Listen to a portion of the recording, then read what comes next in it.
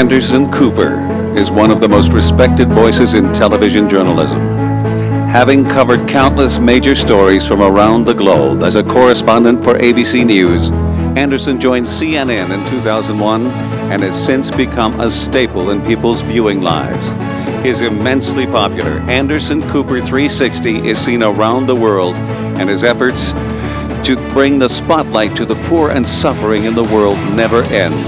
His passion for Haiti was apparent in his coverage of the 2010 earthquake and continues to this day. Despite a heavy news load and countless demands, he made the time to fly here today to support these causes. Please welcome Anderson Cooper.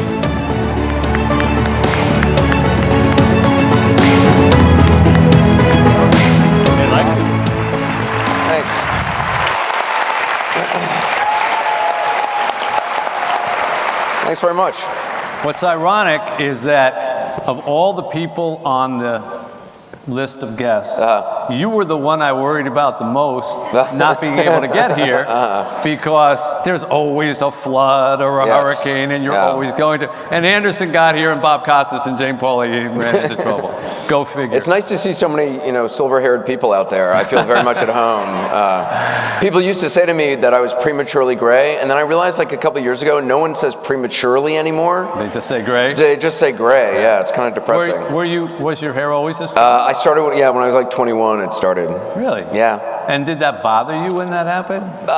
No, I mean, I didn't know it would spread quite so fast. But yeah, at this point I'm egotistical enough to care about it, but not so egotistical enough that I'm willing to sit in a salon reading old copies of Rosie with tinfoil in my hair, dyeing it, so, yeah. Yeah, that sounds like a little too much work. It is a little too much work. Anderson and I met in Haiti.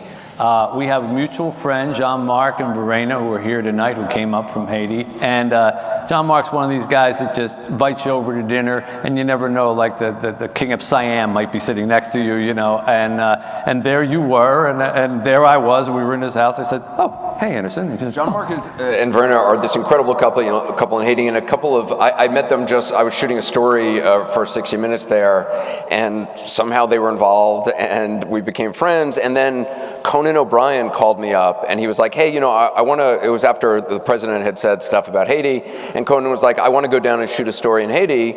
So I said, you know what, you should talk to Jean-Marc. He's like, he would probably have some suggestions of places you should go. So I hooked them up, and it ended up with Conan and his entire team of 8 or 9 people ended up staying at Jean-Marc and Verena's house, and Jean-Marc produced the entire Conan hour segment that he did in Haiti. So, well, you have a heart for Haiti going back for a while. I mean, was it the earthquake that brought you there as well? It's interesting. I actually I went to high school in New York City, and I had a math teacher named Yves Olel, who was a Haitian exile, and he was always talking about Haiti, and I was terrible at math, so I would try to encourage him to talk about Haiti rather than math, because I really didn't want to talk about math, but I just became really interested, and he was always talking about going back and running for president of Haiti. And when your middle and high school math teacher is talking about going back and running for president of Haiti, you're like, what are you talking about? You're our math teacher. Sure enough, when Duvalier left, Yves Olel went back and ran for president, and he was actually assassinated on the front steps of a police station in downtown Port-au-Prince. Yeah. Wow. And that was sort of the first I really started paying attention to Haiti. And then in '94, I went there under the dictator Raul Cedras. I was a young reporter. I started out of college. I actually made a fake press pass because I wanted to go to wars and disasters, and I made a fake press pass. I borrowed a camera. I just started going to wars and disasters to tell stories, and it brought me to Haiti, and I fell in love with the place. It is a remarkable country. You and I were talking the other day, and you said Haiti kind of just gets inside you somehow. And to me, Haiti is the poorest country in the Western Hemisphere, the second poorest country in the world. I think it's close to 10% of children never see their 5th birthday. And the life expectancy there is literally 63, which is about 20 years less than America, right? And it's an hour off the coast of Miami. That's the thing that always gets me the most when I go there every month, is if I fly through Miami, how short how easy it is to get to. It's nothing. It's like from here to Chicago. Yeah. And can you imagine if everybody in Chicago lived 20 years less than us? Yeah, a missionary once said to me, you know, when Haiti gets inside you, it never leaves. And I think for anybody who's really been there, that's very true. I certainly know it's true for you and your wife and family. And I think that's, you know, people talk about Haiti as being a poor place, and I try not to use that term because, yes, economically, Haiti has been devastated and has had generations of corruption and poor leadership and all sorts of things, colonialism, the impact of that. But Haiti is a rich country in terms of the people. And in Haiti, people look you in the eye, they shake your hand hard when they say hello, and it's a place that is humming with life. And it's an extraordinary place. And I feel very blessed to be able to go and do a little bit of work. You don't just go to Haiti, you go around the world. Things happen in the world, you're there. What can you say about what you learned from traveling around the world about how Americans sometimes can just feel like we don't need to look beyond the Atlantic Ocean or the Pacific Ocean to our right or to our left. And then you land in these places and you're so affected by them. And I'm sure that you report on some of these stories and the business people back home are going, people aren't interested in that. You know, they want to know about this actress, or they want to know about the latest thing that the president tweeted.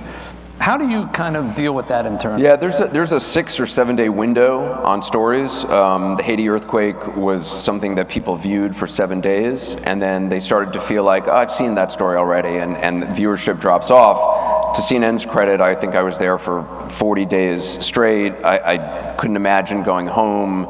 My life seemed kind of ridiculous and meaningless compared to what was happening in Haiti, and I've gone back multiple times, and the same thing in Katrina. But you know, I'm lucky to work for a place that if you feel passionate about something and it's a real story, they're willing to let you go, even if it's not a ratings grabber or people are watching. But I mean, I can't tell you what it was like. We were lucky to be the first foreign team on the ground after the earthquake, the morning after the earthquake. When the earthquake happened, like, I knew that JetBlue flew to Dominican Republic, and so I flew on a night flight to the Dominican Republic. I went to a small airport. A helicopter was taking off with some Dominican transportation minister, and they had one empty seat, and he was like, oh, look, it's that albino guy. And so he invited me to have the seat, and so that's how I got on the ground in Haiti right away. And you know, to say that it sounds like a cliche to say that it was a life-changing experience, but I mean, you know, 225,000 people died in the space of minutes or hours, and in a very small city, and there was no place to put them, and there were trucks that would be piled like cordwood on street corners, and trucks would come at night and pick them up and dump them outside of town in mass graves or just out on the ground. And I'll never forget the day after I got there. You know, the thing I don't think people understand about what people go through, I mean, we talk about the strength of the American people, and the American people are incredibly strong. But you want to talk about strength, you know, when you can't find a place to bury your child, and you have to put your children in a wheelbarrow and push them through town for several miles in order to go to the cemetery and break into a crypt in order to put your children into that crypt, along with dozens of other people. I mean, the strength of that is something that I still, to this day, think about when I close my eyes at night. And you see that strength in Haiti. You see it every day. You see it in the disaster, but you see it every single day. You mentioned when they said that albino guy, you are probably recognized around the world. Yeah, I am the whitest guy on the planet. Yeah. It's funny, actually. I actually got a direct message on Instagram recently from a woman. She was like, hi, I'm reaching out to you because my daughter has albinism, and so I looked online for celebrities who have albinism, and I was like, I didn't know quite how to respond, because I was like, I mean, look, I'm really white and pale, but I'm technically not an albino. Like, I'm just really, really white. And so I didn't want to say to her, well, I'm not an albino, because I didn't want it to sound like there would be something wrong with that. Right. But I also didn't want to claim membership in the albino community, because I didn't want to be revealed as a fraud and have it be like, you know, hashtag Anderson Cooper fraud albino. So it's one of those hard things. How do you respond? Yeah. And yet, whether they mistake it or not, you can probably go anywhere in the world and someone will kind of know you're the guy on the news, it's right? true. Yeah, I mean, CNN it's a global network, and it's my show is simulcast around the world. So yeah, it's a very strange thing. It's a weird. I'm actually I'm an introvert, so which a lot of people on TV turn out to be, but I find it very unusual to have people, you know, it's like living in Mayberry. Everywhere you go is like living in Mayberry. You know, everyone's like, hey, Andy. And, you know, and so I pretend that people are just nice to me. And I just pretend that it has nothing to do with being on TV. I don't look at myself on TV. I'm not going to look at myself on this big screen right here. If there's a billboard of me, I don't go to that part of town for a while until it's taken down. Eat lunch there and say, hey, who's that guy up there? Exactly.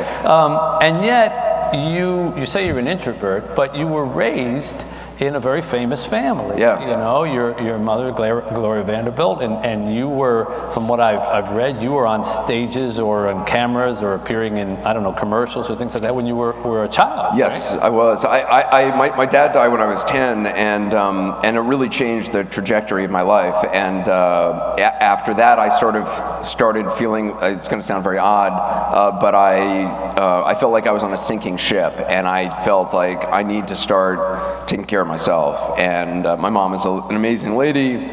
She's not the most parental person on the planet. And so like the one time I started working when I was like 11 or 12 as a child model, which is really embarrassing, but there are labor laws and there's not many other jobs you can get. And so I started taking survival. I guess Paperboy was out in terms Paperboy, of... yeah, well, yeah. You know, I was... You make more as a model. I wanted to bank some serious cash. Okay. So at 11. Yeah, at 11. So I started taking like survival courses as a kid. And I sort of view myself as, like, it sounds absurd to anybody who doesn't know me, but as like somebody who grew up in the Depression. Like, I literally have that attitude. I believe my mom is the biggest optimist in the world. I'm the biggest catastrophist. I think the next catastrophe is right around the corner, and I want to prepare for it. Well, on CNN it frequently is. I mean, it feels that way. But were you always headed towards news, you think?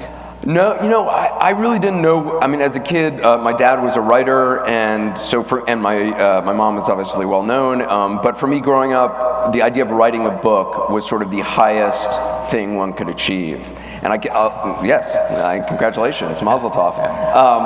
But I couldn't. I mean, I remember falling asleep, hearing my dad typing late into the night, and he ended up writing a book about growing up in Mississippi in a poor family and my family.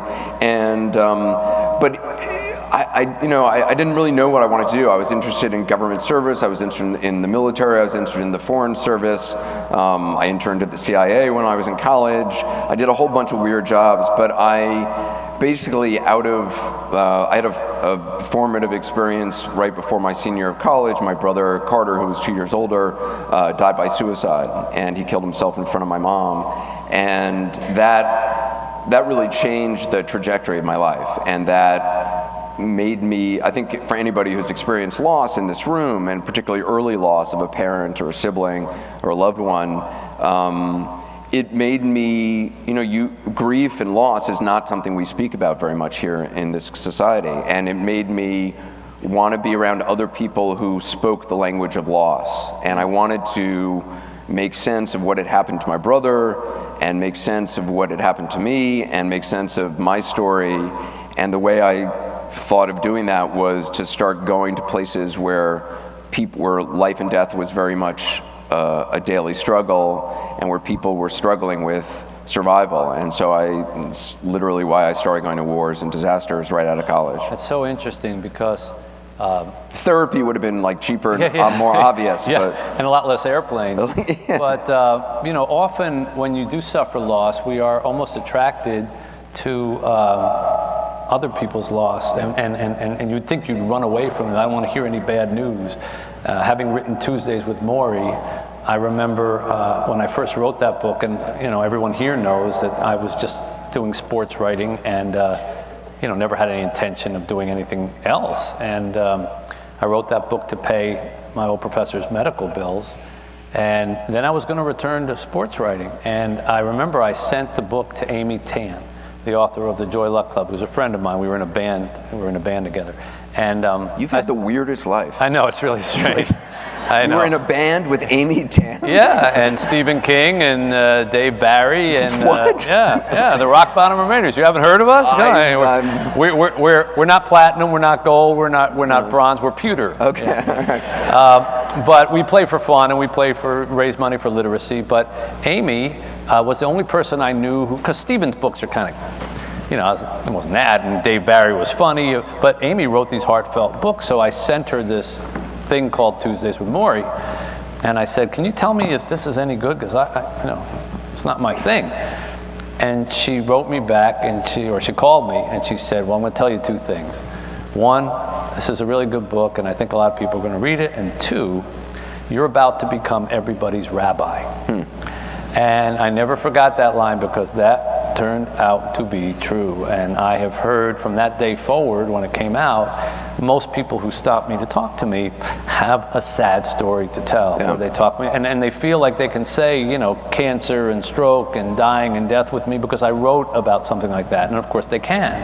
So my life became very imbued with sad stories. Yeah. And yet, rather than run away and say, "Oh, I'm just going to write funny books from here on out," because I don't want, I've actually, kind of explored it and made it kind of the focus of a lot of my work. So it is weird how we are. Well, it's interesting. I mean, one of the first major stories I did, and literally I was traveling by myself with a fake press pass, which would probably make President Trump very happy. But fake news. I mean, I was 22. I wasn't actually working for anybody. And I went to Somalia in the early days of a famine in the August of '92. It was before Black Hawk Down. It was before the U.S. really got involved. I got myself into Somalia, and I really had I had no business being there. I had no idea where to go, and I thought, okay, well, I hired some kids who approached me with assault rifles and threatened me, and so they became my security, because you had to have security because it was a war zone. Wise move. Yes, by the way. And I kept telling them, I was more scared of them than anybody else, and I kept telling them stories about all my journalist friends who were going to be coming in the coming days and would also need security. And the subtext of all of it was, "Don't kill me, because my friends are coming." There's and more money coming. Right, yes. So I kept being like, "Do you have a business card?" And they'd be like, no, we haven't had time. Yeah.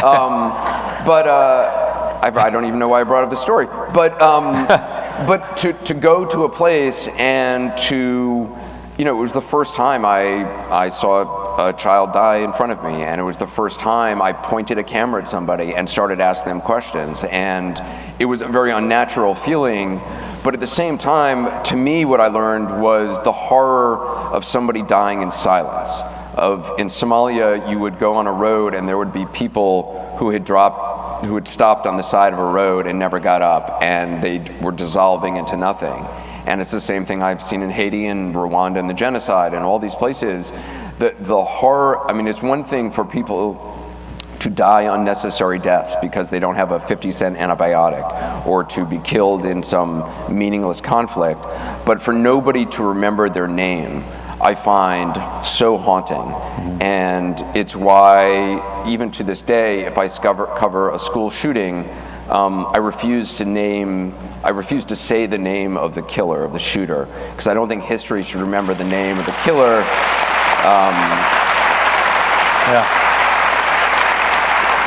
I think, history should remember the name of Grace McDonald, who was 6 years old and killed on Sandy Hook, or Noah Posner, or Jessica Gowie, who was killed in Aurora, Colorado. I don't understand why we glorify and pay attention.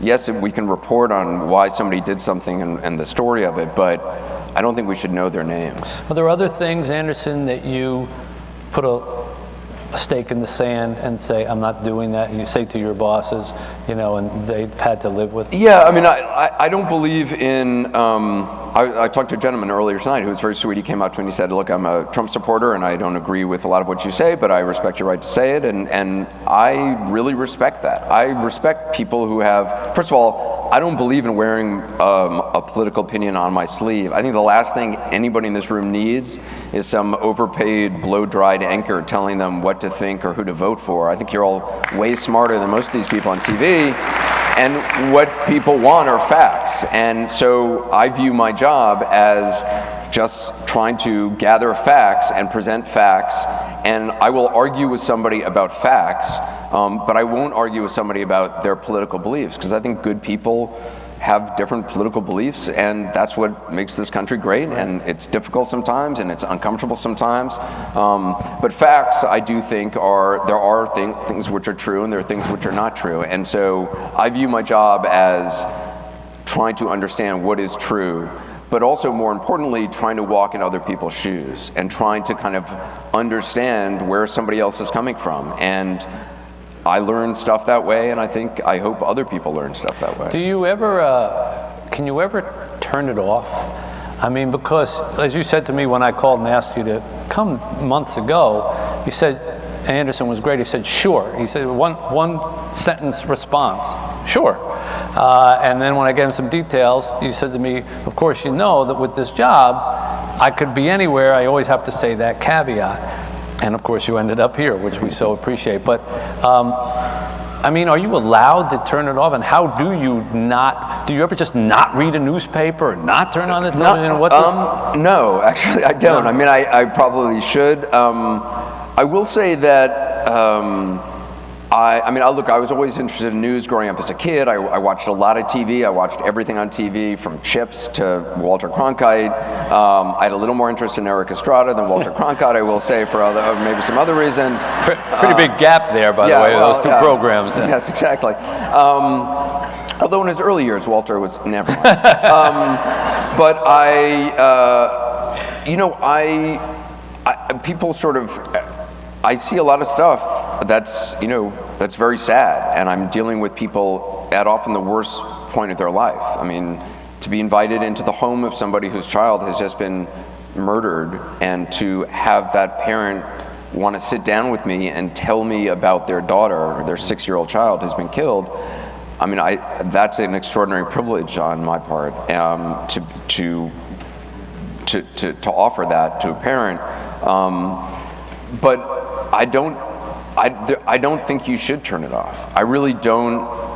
I want to be moved by something, and I think you should see everything with fresh eyes or with soft eyes. So you read the news on an off day? Yeah, I do. And I mean, I don't vacation. I would rather go I was on a rare vacation in Rwanda because I was bringing some friends. Well, who doesn't? I mean, yes. And I was bringing a group of friends who had never been to Africa before to Rwanda, because it's an extraordinary country, and I'd been there during the genocide, and I've been there in good times, and there's mountain gorillas, and it's incredible to go. And I literally landed there, and I turned on the television in my hotel, and I saw a story about a malnutrition crisis in Niger, and I was like, you know what, I'm not too far from Niger. So I actually went down to my friends who were having lunch, and I was like, I'm actually going to leave now and go to Niger. And they were like, you guys have fun in Rwanda. Right, yeah. they literally were like, you lured us to Rwanda, we've never been here before, and now you're leaving. I was like, I'm sure you'll figure it out, it's not that difficult. But I would much rather go someplace and tell a story than and learn something and see something. You know? Before I ask you the person that may have affected your life, I have to ask, and the evening has been decidedly apolitical, which is great, because so in keeping that in mind. Yeah, I'm with you on that one. But but I'm just curious, what is it like to work in this business these days, where everything seems so flip-flopped, and everybody's so angry, and we're reporting on things that we never reported on before, and there's just this whole new paradigm. Yeah. Does it feel inside the business as topsy-turvy as it feels, I think, to us watching it? Well, I'm heavily medicated, so I really don't feel anything anymore. Okay. So that's how you deal with it every night. Okay. I'm not exactly sure where I am right now, but I'm very happy. Look, I think, it's not a pleasant situation to be labeled the enemy of the people. It's not a pleasant situation. I haven't lost them. I've had friends who have been murdered reporting. I've had friends who have been, killed by mortars and snipers and had their throats slit. And I don't consider those people the enemy of the people. I consider those people who have dedicated their life and given their life in order to inform other people. And it makes me sad that we're in a stage where, for whatever reason, political reasons or whatever the reason, that some people may view me or my profession like that. And I'm not, look, there's plenty to criticize about media and bias, and I certainly understand that, and I'm glad that there's this, diversity of viewpoints being expressed, and that I'm glad that there's a Fox News and an MSNBC. I'm not eager to work for either. I'm happy, working for a place where I don't have to wear my politics on my sleeve, and I can just focus on the things that I think are true or not true. But I think anybody living in the country today would certainly be concerned about, beyond, positive stuff of where the economy may be going or the stock market or things like that, about where we are headed as a people. I mean, if a politician can't have a dinner with their wife in some restaurant in Georgetown without being shouted out of the restaurant by people who are so sure of their own righteousness, so fervent, I just think that's completely inappropriate. And I don't care if that person's a liberal or conservative. I mean, that's just wrong. Yeah. And civility and manners seem to have been a big victim of our time. Yeah, I mean, look, it's one thing if you're a congressperson, you're in the halls of the Senate, and you have people protesting and they're yelling, fine. That's you're in your office place, that's right. What people do. They go to that house, they're allowed to do that. If you're in the restaurant with your wife, if you're walking through the airport, I mean, is that what we're becoming? I mean, to me, honestly, tonight is what we are. Yeah. This is the best of what we are. This is good people who are here.